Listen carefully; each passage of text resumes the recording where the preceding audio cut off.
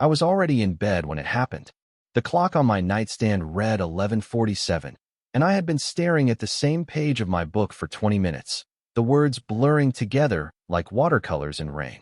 Outside, Portland was doing what Portland does best in October, letting the sky fall in steady, persistent drops that drummed against my bedroom window with the kind of rhythm that should have been soothing but somehow wasn't. The apartment felt different that night. Quieter. Felix had texted around 8 that he was meeting some friends downtown, something about a new bar that served craft cocktails in mason jars. I had rolled my eyes at the message, the way I always did when he mentioned these spontaneous adventures that seemed to materialize out of nowhere. Felix was like that, a gravitational pull toward whatever promised to be interesting, while I preferred the predictable weight of my evening routine. Chamomile tea. A few pages of whatever novel I was working through. The distant sound of my upstairs neighbor's television bleeding through the ceiling. I set the book down on my chest and closed my eyes, trying to will myself toward sleep. The rain was getting heavier now, and I could hear it collecting in the gutters, rushing down the building's sides like whispered conversations. This was the kind of night that made you grateful for being inside, for the warmth of flannel sheets and the steady hum of the radiator in the corner. Then the buzzer cut through everything. Sharp. Insistent. The sound of someone who needed something right now. I checked the time again, 11:53. My first thought was that it was probably Mrs. Chun from downstairs, locked out again after walking her dog. She had a habit of forgetting her keys, and I had helped her twice before, trudging down 3 flights in my pajamas to let her into the building. But as I lay there, listening to the buzzer ring again, something told me it wasn't Mrs. Chun. I pulled on a t-shirt and padded barefoot to the intercom, my feet cold against the hardwood. When I pressed the button, I didn't say anything at first. Just listened to the static and the sound of rain being amplified through the speaker. Felix's voice came through thin and distant. Just my name, Andre. But I could hear everything in the way he said it. The exhaustion, the embarrassment, the hope that I would be awake and willing to help. I buzzed him up without asking questions. While I waited for him to climb the 4 flights to our apartment, I stood by the door and tried to imagine what had happened. Felix was responsible about most things, but keys had always been his weakness. I had found him sitting in the hallway twice before, scrolling through his phone while he waited for me to come home. Once, he had climbed the fire escape to our living room window, and I had discovered him there at dawn, curled up on our tiny balcony like a cat who had misjudged the weather. The knock, when it came, was soft, apologetic. I opened the door and found him standing there, and for a moment, I forgot how to breathe properly. Felix was soaked, not just damp from running through rain, but thoroughly, completely wet. His dark hoodie clung to his shoulders and chest, outlining the shape of him in a way that made me look down at my bare feet instead. His hair, usually carefully tousled in that effortless way he had mastered, was plastered against his forehead in dark waves. Water dripped from the sleeves of his jacket onto the hallway's worn carpet. "I left my keys," he said, and even his voice sounded waterlogged. "Can I just crash here?" The question hung between us while I tried to process the sight of him. Felix in my doorway at midnight, looking smaller than usual and somehow more real. There were droplets of water caught in his eyelashes, and his cheeks were flushed from the cold in a way that made something twist uncomfortably in my chest. I stepped back to let him in, already reaching for a towel from the linen closet. "Of course," I told him. "The couch is all yours." But as he moved past me into the apartment, I noticed the way his shoulders were shaking. Not just from the cold, though that was part of it. There was something else, a kind of defeated exhaustion that I recognized but couldn't name. Felix pulled off his hoodie, and underneath, his t-shirt was just as wet. He looked down at himself, and then at our couch, the one we had found on Craigslist 3 months ago, covered in fabric that would probably never recover from this much water. "It's soaked too," he said quietly, his eyes not quite meeting mine. I handed him the towel and watched him run it through his hair, the dark strands sticking up in all directions when he finished. He looked younger like this, vulnerable in a way that made me want to do something helpful and careful at the same time. The apartment felt very small suddenly. Felix standing in our living room, dripping and shivering slightly, while I tried to figure out what the right thing to do was. The couch was our only option for overnight guests, but he was right. It would be miserable for both of us if he tried to sleep there while this wet. I looked at him for a long moment. Really looked. At the way he was holding his shoulders, braced against something I couldn't see. At the careful distance he was maintaining, as if he was afraid of asking for too much. At the rain still running in small rivers down the living room windows behind him. "It's fine," I heard myself say. "Just this once." I turned toward my bedroom, and after a pause that felt like it lasted several minutes, I heard his footsteps following me. My room was warm and dark, lit only by the small lamp I had left on beside my book. The bed looked different with two people standing next to it, smaller, more intimate than it had ever seemed when it was just me and my evening routine. I lifted the corner of the blanket and moved toward what had always been my side, against the wall. Felix hesitated for just a moment, then sat down on the edge of the mattress to pull off his wet socks. The simple domesticity of it, Felix in my bedroom, taking off his socks, made something flutter nervously in my stomach. He slid under the covers, staying carefully on his side of the bed. There were at least 6 inches of space between us, maybe more. A careful, respectful distance that somehow felt more charged than if we had been touching. I turned off the lamp, and the room fell into the kind of darkness that makes everything sound louder. The rain against the windows. The old building settling around us. Felix's breathing, which seemed too controlled, too deliberate. I lay on my back and stared at the ceiling, trying to relax into sleep. But every small sound he made, the rustle of sheets when he shifted position, the quiet sigh when he tried to get comfortable, seemed to echo in the space between us. We didn't speak. There was nothing that needed to be said, and somehow too much that couldn't be said. I found myself listening to his breathing, trying to tell if he was actually asleep or just pretending, the way I was pretending. Hours passed. I know because I watched the numbers on my alarm clock change, marking time in a way that felt both endless and too fast. Felix was lying on his side, facing away from me, and I was on my back, both of us performing sleep for the other's benefit. Sometime around 3 in the morning, he shifted, and his foot brushed against mine under the covers. Just for a second. Just enough for me to realize how warm he was, how solid and real. Neither of us moved away. I closed my eyes and tried to name what was happening. This feeling that started somewhere behind my ribs and spread outward like warmth from a fireplace. Felix in my bed, breathing quietly beside me. The rain still falling outside. The sense that something had shifted, even though nothing had actually changed. Just this once, I had said. But as I finally started to drift toward sleep, I wondered if either of us believed that anymore. I have lived my entire adult life in careful arrangements. Everything measured, planned, positioned exactly where it needs to be. My apartment reflects this. Clean lines that never waver. Books organized by composer then chronologically. Coffee mugs that return to the same spot in the cabinet each morning. Even the candles scattered throughout the living room are placed with intention, though I would never admit to anyone how much thought goes into their positioning.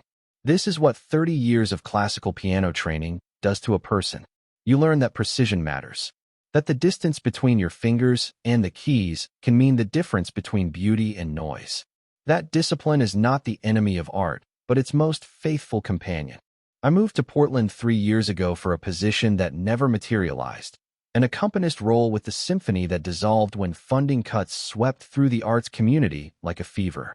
Instead, I found myself teaching lessons to teenagers who wanted to play Chopin but couldn't be bothered to learn scales, and taking evening gigs at the kind of upscale restaurants where my Debussy becomes background music for conversations about real estate. The apartment came 6 months ago, after my previous living situation collapsed in the predictable way that arrangements with former lovers always do. 2 bedrooms, 4th floor walk-up, rent that stretched my budget but left me with enough space to breathe. I thought I would live alone. I had convinced myself I preferred it that way. Then Felix answered my Craigslist ad.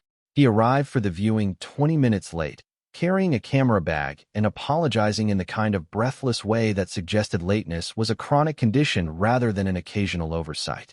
His hair was longer then, falling across his forehead in waves that he pushed back with paint-stained fingers. He looked around my carefully arranged space and said it felt like somewhere he could actually think. I should have recognized the warning signs. The way he left his coffee mug in the sink that first morning, like he was testing the boundaries of what I would tolerate. How he sang in the shower, not self-consciously, but with the kind of unguarded joy that made me pause whatever I was doing to listen. The stack of photography books that appeared on our shared kitchen table opened to pages of black and white cityscapes that somehow made ordinary moments look profound. Felix works nights at a cafe in the Alberta district, the kind of place that stays open until 2 in the morning and attracts artists and insomniacs in equal measure. He leaves the apartment around 4 in the afternoon, camera slung across his shoulder, and returns sometime after dawn with stories about the people he encounters during those in-between hours. The businessman who comes in every Tuesday at midnight to work on a novel he has never shown anyone. The couple who fights and reconciles over the same corner table week after week. The way the city looks different through his lens during those quiet hours when most people are asleep. I have learned his rhythms the way you learn a piece of music, through repetition and attention to detail. The sound of his key in the lock at 6:30 in the morning. The shuffle of his feet as he moves through the kitchen, trying not to wake me. The creak of his bedroom door closing, followed by the soft thud of his camera bag hitting the floor. For 6 months, we have existed in parallel. Polite roommates who split the utilities and take turns buying groceries. He leaves lists on the refrigerator in handwriting that slopes to the right like he is always in a hurry. I respond with neat block letters, everything spelled out clearly. We share the space, but not our lives, the way adults do when they want to avoid complications. But I have noticed things. The way he arranges fruit in the bowl on our counter, not randomly, but with an eye for color and shape that reveals the photographer underneath the casual exterior. How he always returns my books to exactly the same spot where he found them, even though I have never asked him to be careful with my things. The fact that he dates frequently, but never brings anyone home, as if he wants to keep this space separate from whatever happens in the rest of his life. Sometimes I catch myself listening for him, not consciously, but in the way your body learns to anticipate familiar sounds. The jingle of his keys. His laughter carrying through the thin walls when he talks on the phone. The particular quality of silence that means he is in his room, probably editing photos or reading one of those photography magazines he subscribes to. I tell myself this awareness is practical. Roommate consideration. The kind of attention you pay to anyone you share space with for months at a time. But there are moments when he emerges from his room on a Saturday morning, hair sticking up in all directions, and asks if I want coffee. When he leaves his camera on the kitchen counter, and I find myself studying the images still loaded on its screen. When he mentions a gallery opening or a photography workshop, and something in his voice suggests he might want company. That make me wonder if the careful distance I maintain is protection or cowardice. The morning after the rain, Felix does not leave the room immediately. Instead, he sits on the edge of my bed, running his hands through his still damp hair, and looks around my bedroom as if he is seeing it for the first time. The stack of sheet music on my dresser. The small photo of my parents that I keep beside the lamp. The way the morning light falls across the piano in the living room, visible through the open doorway.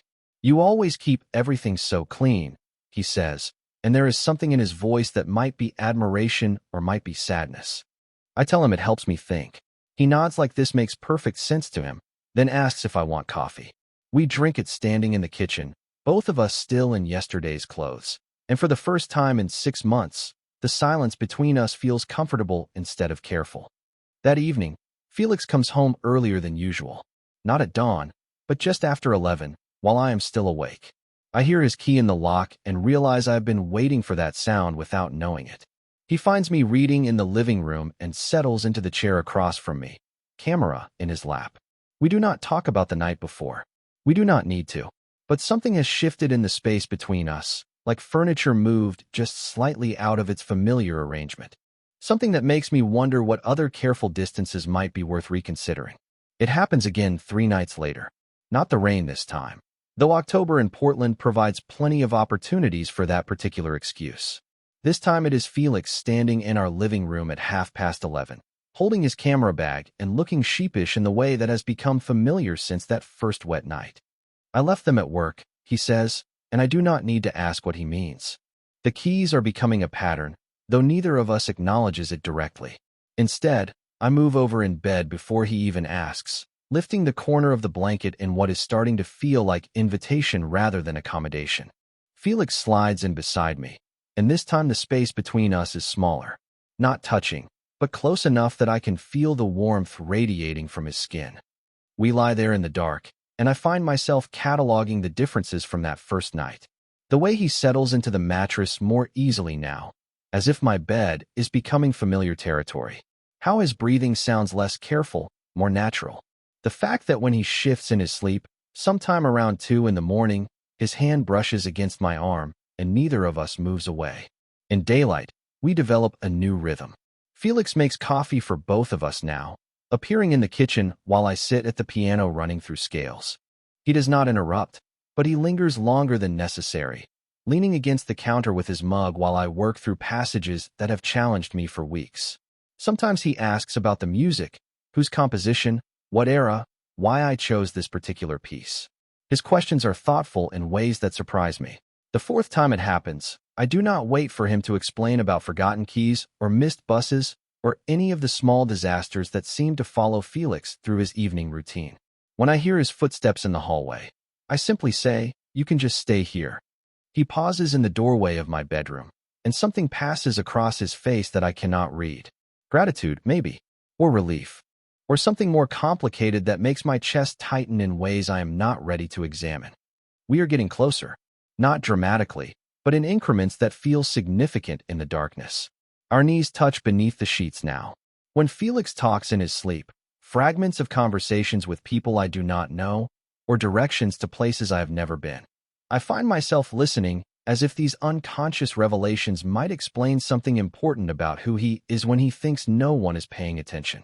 One night, he wakes while I am still reading, the small lamp casting just enough light for me to make out words on the page.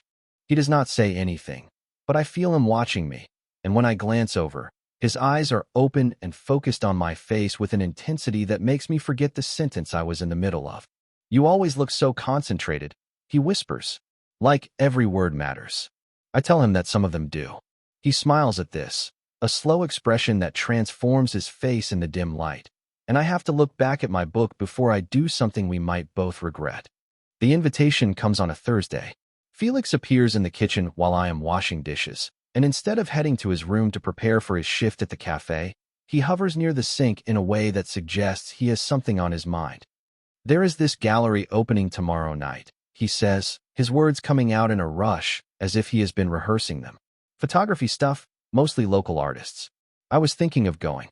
He pauses, and I can hear the question he is not quite asking. As a friend, he adds quickly, and the word sits between us with more weight than it should carry. I say yes before I fully consider what I am agreeing to. Felix grins, the kind of unguarded expression that makes him look younger, and tells me the address and time, as if we have made plans like this before, as if this is a natural extension of whatever has been building between us during these quiet late-night hours. The gallery is in the Pearl District, a converted warehouse space with white walls and concrete floors that make every footstep echo. Felix moves through the crowd with the easy confidence of someone who belongs in places like this, stopping to examine photographs with the kind of attention I recognize from watching him work. He introduces me to people whose names I immediately forget, his hand resting briefly on my shoulder as he explains that I am a pianist, that I understand composition even if my medium is different. We drink wine from plastic cups and talk about light and shadow, about the way certain images can capture moments that feel larger than themselves. Felix stands close enough that I catch traces of his cologne, something clean and subtle that makes me want to lean closer. When he reaches up to brush something from my hair, a piece of lint, maybe, or nothing at all, his fingers linger against my temple for a heartbeat longer than necessary. He does not pull back immediately, and neither do I. And for a moment we stand frozen in that small space between friendship and something else entirely. The drive home is quiet, both of us lost in thoughts we do not share. But when we reach our building, Felix does not head toward his own room. Instead, he follows me to mine, and this time there is no discussion of wet clothes or forgotten keys or practical concerns. "You can just stay here," I say, echoing my own words from earlier in the week. This time, when Felix slides under the covers beside me, the space between us disappears entirely. Not touching, but close enough that I can feel every breath he takes, every small adjustment he makes as he settles into sleep. I lie awake long after his breathing evens out, staring at the ceiling and trying to understand what line we have just crossed and whether either of us knows the way back. The line we crossed becomes a path we follow without discussion. Felix starts coming home earlier. Not every night, but often enough that I find myself adjusting my evening routine around the possibility of his presence. I linger at the piano longer than necessary, playing pieces that sound better with an audience even when that audience is just one person moving quietly through our shared space. I brew tea for two instead of one, leaving the second mug on the counter where he will find it when he emerges from his room. Our conversations stretch deeper into the night. Felix tells me about the regulars at the cafe, the graduate student who orders the same drink every night while working on a thesis about urban loneliness, the elderly man who comes in just before closing and always asks about Felix's photography. I find myself sharing stories I rarely tell anyone. The concert I gave when I was 12 that convinced me music was the only language I really understood, the way my parents still ask when I plan to find a real job, as if accompanying other people's dreams somehow makes mine less legitimate. The bed becomes our neutral territory, the place where these conversations happen most naturally. We lie facing each other now, voices low in the darkness, and I learn things about Felix that daylight seems to make harder to say. How he started taking photographs because he wanted to show people what he saw in ordinary moments. The way afternoon light transforms a coffee shop window into something that looks like a painting. How a stranger's expression can tell an entire story if you pay attention to the details. One evening, as November rain begins to replace October's gentler version, the power flickers during dinner. The lights dim and surge, and I move automatically to the drawer where I keep candles for exactly this kind of Portland weather emergency. Felix watches me light them one by one, placing them throughout the apartment in the careful arrangement I have perfected over months of practice. "You always look calm," he says from the doorway between the kitchen and living room. "Like nothing rattles you." I pause with a match halfway to the wick of the last candle, considering his words. Felix sees me as composed, controlled, someone who has figured out how to move through the world without being moved by it. The observation should feel like a compliment, but instead it settles in my chest like something I need to correct. "You do," I tell him, meeting his eyes across the flickering light. The words hang between us, more honest than I intended. Felix does not respond immediately, but he does not leave either. Instead, he moves closer, helping me position the final candles until our living room glows with warm light that makes everything look softer, more forgiving. We end up on the couch, closer than we have ever sat in our shared space during waking hours. Felix has his camera out, showing me photographs from his last gallery submission, images of the city during those quiet hours between night and dawn when he is usually working. There is one of our building taken from across the street, our living room window visible on the 4th floor, a soft square of light in a wall of dark windows. "That's home," he says simply, and something in his voice makes me look at him instead of the image. The sharing of his bed becomes routine without ceremony. Not every night, but enough that I stop keeping track of reasons and excuses. Felix brings books now, reads beside me while I work through pieces on my tablet with headphones. Sometimes I wake to find him watching me, and when I ask what he is thinking about, he just says your name, as if it explains everything. One morning, I wake before he does and find myself studying his face in the early light filtering through my bedroom window. Sleep makes him look younger, more vulnerable. His hair falls across his forehead in waves that my fingers want to brush back, and I have to grip the sheets to keep my hands still. "You talk in your sleep," he whispers without opening his eyes, and I realize he has been awake longer than I thought. Heat rises in my cheeks. What did I say? Felix opens his eyes then, and the expression I find there is soft and careful and something else I am afraid to name. "Something soft," he says. I want to ask for specifics, but part of me already knows.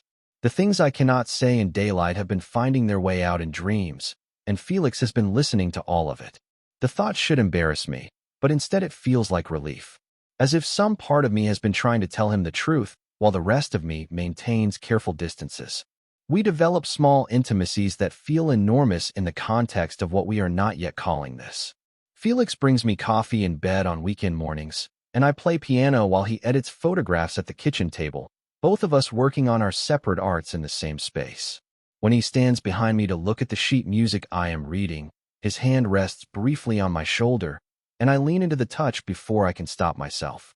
The apartment feels different now. Warmer. More lived in. Felix's camera equipment mingles with my music books on every surface, and neither of us bothers to maintain the careful organization that marked our first months as roommates. There are moments when I catch him looking at me with something that goes beyond friendship, beyond even attraction. A kind of recognition that makes my breath catch, as if he is seeing something in me that I have been hiding even from myself. But we still do not name what this is. We exist in the space between friendship and something else, testing boundaries that shift a little further each day, learning the geography of each other's lives through shared mornings and whispered conversations, and the weight of his body next to mine in the dark.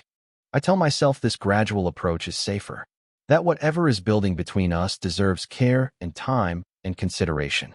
But late at night, when Felix is sleeping beside me and I am listening to the rain that brought us to this place, I wonder if safety is just another word for fear. The invitation arrives on a Thursday, and I almost decline without thinking about it. Sarah from my Tuesday piano lessons is having a birthday party, one of those casual gatherings that she describes as just friends and wine and maybe some music if anyone feels inspired. Under normal circumstances, I would invent a polite excuse and spend the evening at home with a book and the kind of solitude I have spent years convincing myself I prefer. But Felix looks up from his camera when I mention it, and something in his expression makes me reconsider. "You should go," he says. "When was the last time you did something just for fun?" I cannot remember, which seems to prove his point. He offers to come with me, and I say yes before I fully consider what it means to bring Felix to a social gathering. To introduce him to people who will make assumptions about why we arrive together, why we seem comfortable in each other's space in ways that go beyond typical roommate arrangements. The party is in a converted loft space in the Alberta district, the kind of place with exposed brick walls and mismatched furniture that suggests creativity and careful budgeting in equal measure. Felix fits in immediately, gravitating toward conversations about art and music with the kind of ease that I have never possessed in social situations. I watch him talk to Sarah's friends, gesturing with his wine glass as he describes a recent photography project, and feel something that might be pride or might be longing. When Sarah asks me to play something on her ancient upright piano, Felix positions himself where he can watch, leaning against the brick wall with his arms crossed, and that soft expression I have learned to recognize but not interpret. I choose Chopin, something lyrical and melancholy that fits the mood of the evening, and lose myself in the music the way I always do when there is an audience that actually wants to listen. Afterward, people clap and ask questions about my training, my teaching, whether I ever perform professionally. Felix introduces me as his roommate to each new person we meet, but the word sits strangely in his mouth, as if it does not quite capture what he means to say. By the time we are ready to leave, Felix has had enough wine to make him looser, more tactile. His hand rests on my shoulder when he introduces me to the last group of strangers, and when we walk to my car, he stumbles slightly on the uneven sidewalk and catches my arm for balance. His fingers linger longer than necessary, and I find myself hyper-aware of every point where his body touches mine. The drive home is quiet at first, both of us processing the evening in our separate ways. But as we wait at a red light downtown, Felix turns to me with something that looks like frustration clouding his features. "You let me in," he says, and his voice carries more weight than the wine should account for. But only so far. The light changes, but I do not move immediately. Felix's words hang between us like an accusation I do not know how to answer. Other cars honk, and I pull through the intersection, but my hands feel unsteady on the steering wheel. "I have never said you wanted more," I tell him, keeping my eyes on the road because looking at him feels too dangerous right now. Felix makes a sound that might be laughter or might be something more bitter.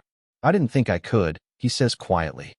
The admission settles between us with the weight of things that cannot be taken back.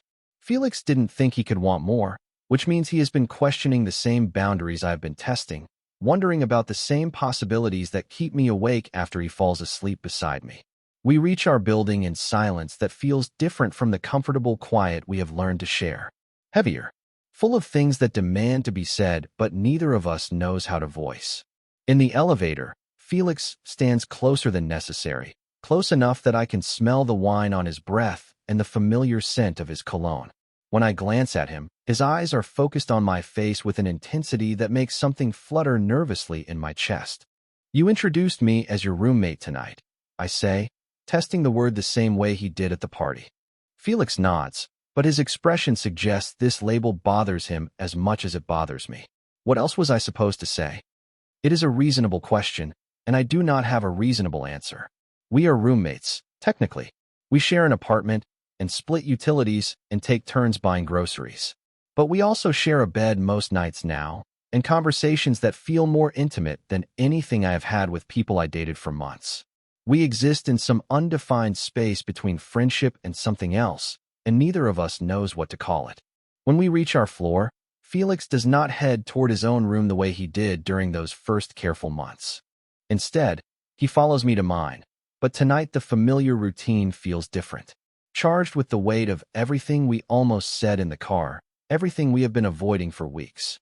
I sit on the edge of the bed to take off my shoes, and Felix remains standing near the doorway, as if he is waiting for permission to enter the space we have been sharing without question. "I don't want to be safe anymore," I hear myself say, and the words surprise both of us. Not if it means pretending I don't wait for your key in the door. Felix goes very still, his eyes fixed on my face as if he is trying to read something written there in a language he is just learning to understand. The silence stretches between us, full of possibility and risk in equal measure. Outside, Portland continues its November rain, the same sound that brought us together that first night when Felix appeared in my doorway soaked and asking for shelter. But this time, we both know that what we need from each other has nothing to do with weather or forgotten keys or the practical concerns that roommates navigate. This time, the invitation is for something neither of us knows how to name, but both of us finally seem ready to explore.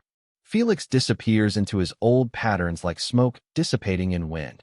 The morning after the party, I wake to find his side of the bed empty and cold, as if he had never been there at all. When I emerge from my room, the apartment feels hollow in a way I had forgotten was possible. His coffee mug sits clean in the dish rack, and there is no sign that he came home the night before beyond the faint impression his head left on the pillow beside mine. He leaves earlier than usual that day, slipping out while I am at the piano running through scales that suddenly sound mechanical and lifeless. I hear the front door close with its familiar soft click, and the silence that follows feels like something I need to learn how to inhabit all over again. The pattern continues for days. Felix returns to his original schedule, staying out until dawn and arriving home only when I am already gone for morning lessons or grocery runs. We become strangers sharing space again, but this time the careful distance feels like punishment rather than politeness. I tell myself this is what I should have expected, that the conversation in the car was too much, too fast, too honest for whatever fragile thing we had been building in the dark. Felix is retreating to safer ground, and perhaps I should be grateful that one of us has the sense to recognize when boundaries have been pushed too far. But the apartment feels wrong without him. I make coffee for one and eat dinner standing at the kitchen counter, watching the empty chair where he used to sit with his camera, showing me photographs while we shared takeout containers and talked about everything except what we were becoming. I sleep poorly and used to the space and silence of my bed after weeks of shared warmth.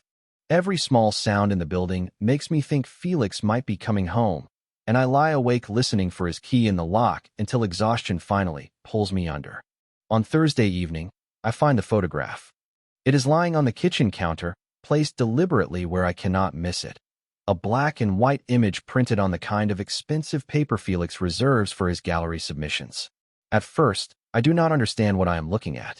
The composition is intimate and precise, showing hands positioned over piano keys in a moment of stillness between notes.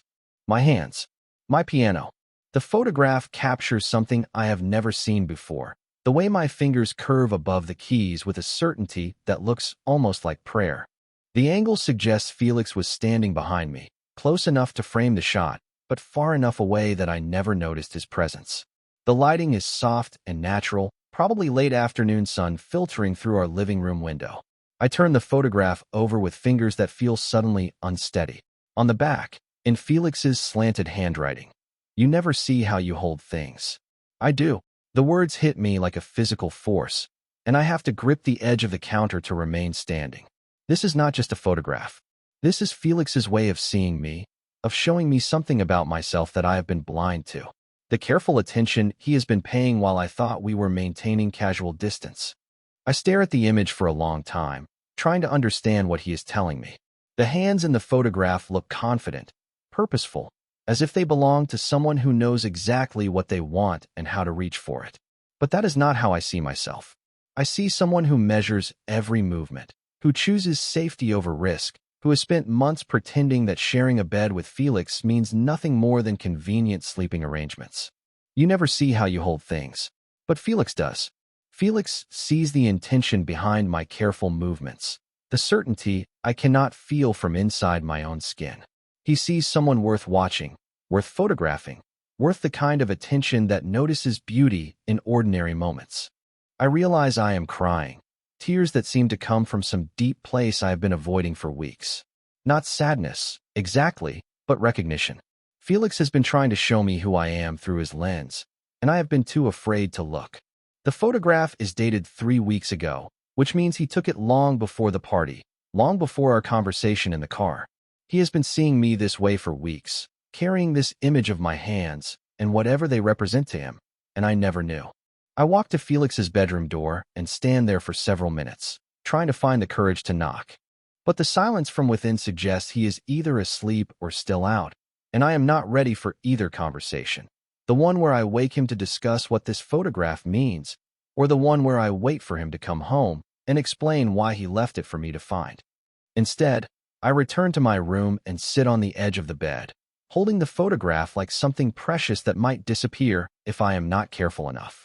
The image shows my hands frozen in a moment of potential, poised above keys that could create music or remain silent, depending on what I choose to do next. I understand what Felix is asking me, even though he is not here to say the words.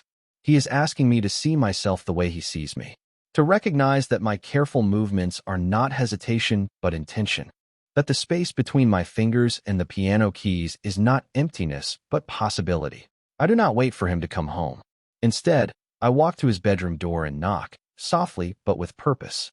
When there is no answer, I try the handle and find it unlocked. Felix is not there, but I enter anyway, crossing a threshold I have never crossed before. His room smells like him, that clean scent of his cologne mixed with the faint chemical smell of photo developer. His camera sits on the dresser, and contact sheets are scattered across his desk like evidence of all the moments he has been capturing, while I thought he was simply living his life parallel to mine. I sit on his bed and wait. I do not want to be safe anymore, I had told him. Not if it means pretending I do not wait for his key in the door. Now I am ready to prove it. I do not know how long I wait in Felix's room. Time moves differently when you are holding your breath, when every sound in the building might be the one that changes everything. I sit on his bed with the photograph in my hands, surrounded by the evidence of his life. Contact sheets scattered across his desk, books about composition and light theory stacked beside his pillow, the faint scent of photochemicals that clings to everything he touches. When I finally hear his key in the lock, my heart hammers against my ribs with a rhythm that has nothing to do with surprise and everything to do with certainty. This is the moment I stop pretending I do not know what I want. Felix's footsteps move through the apartment with familiar precision. Kitchen first, probably dropping his camera bag on the counter where it always lives. Then the soft thud of his jacket hitting the back of a chair. The quiet sounds of someone settling into a space that has become home. I hear him pause outside his bedroom door. The silence stretches long enough that I wonder if he can sense my presence through the thin walls, if the weight of what we have been avoiding has finally become too heavy for careful distances. The door opens slowly, and Felix appears in the doorway looking exactly like someone who expected to find his room empty. His hair is damp from the November rain that seems to follow him everywhere, and his eyes widen when they find me sitting on his bed, holding the photograph he left for me to discover.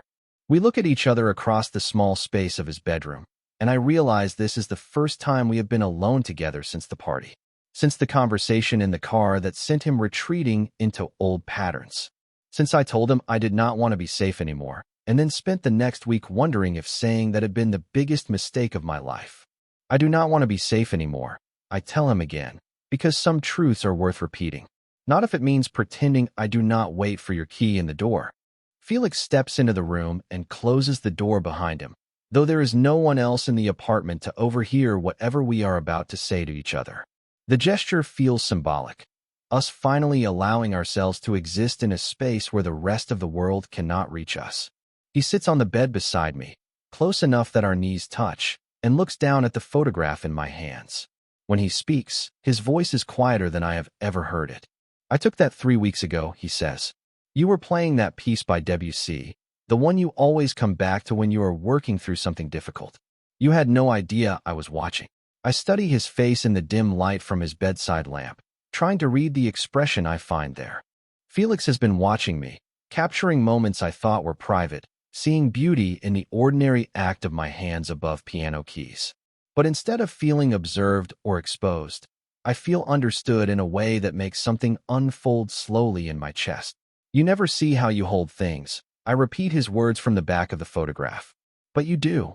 Felix nods, and when he reaches out to touch the corner of the image, his fingers brush against mine. I do, he says simply. The conversation we have been avoiding for months settles between us with the weight of something that can no longer be postponed. Felix has been seeing me with the kind of attention I thought I had to earn, the kind of care I convinced myself I was not ready to accept. But he has been offering it anyway, through shared beds and morning coffee and photographs that show me who I am when I forget to be afraid. I set the photograph aside and turn to face him fully, our knees pressed together now, our bodies angled toward each other in the way that makes conversation feel like intimacy. I have been waiting for your key in the door since that first night, I tell him, and the admission feels like stepping off a cliff into air that might catch me or might let me fall. I just did not know how to say it. Felix smiles then, the kind of expression that transforms his entire face, and suddenly I understand why he retreated after the party. Not because he did not want this, but because he was afraid I did not want it enough. That I would choose safety over the risk of letting him see me the way his photograph suggests he already does. I have been trying to give you space to figure it out, he says. I did not want to push you into something you were not ready for, but I am ready now. Ready to stop measuring the distance between my fingers and the keys, between my body and his, between what I want and what I allow myself to have.